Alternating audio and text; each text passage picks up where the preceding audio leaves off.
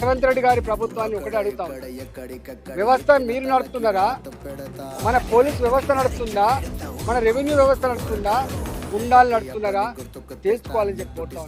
అంటే గింత ఇన్సిడెంట్ అయిన తర్వాత కూడా, గింత సంఘటన జరిగిన తర్వాత కూడా ఇంకా కేసులు కొనసాగినప్పటికీ కూడా ఇలా కోర్టులు ఇది ముమ్మాటికి ఇది ఫ్లాట్ జాగాని చెప్పిన తర్వాత కూడా మరి కలెక్టర్ దగ్గర ఏడి సర్వేర్ గాడు వాడెందుకు వచ్చిండో, వాడిని డబ్బులుతున్నాడో వాడు ఎందుకు వచ్చిండో తెలియదు. కానీ ఇలా కలెక్టర్ గారి కింద ఉన్నటువంటి ఏడీ సర్వేర్ అంటాడు ఇక్కడికి వచ్చి భూమిని కొంచెం ప్రజలకు వస్తే ఇదంతా ఫ్లాట్ల భూములు అని చెప్పి నేను ఒకటే హెచ్చరిస్తున్నా, 24 గంటల లోపు కనుక మీరు అనుకుంటున్నారు కేవలం దాడులు చేసిన వాళ్ళు మాత్రమే వాడు ముఖ్యమంత్రి కార్యాలయానికి సంబంధం ఉందా, వాడు లేకపోతే రాజకీయ పార్టీలకు సంబంధం ఉందా, వాడు ఇంకా నీ కాంగ్రెస్ పార్టీ నాయకులకు సంబంధం ఉందా, ఎవడు ఉన్నా దీని వెనుక ఎవడున్నా కూడా ఎంత పొజిషన్లో ఉన్నా కూడా వీళ్ళ భర్తం పట్టడానికి మాత్రమే ఉన్నది భారతీయ జనతా పార్టీ తప్ప వదిలిపెట్టే ప్రసక్తి లేదు.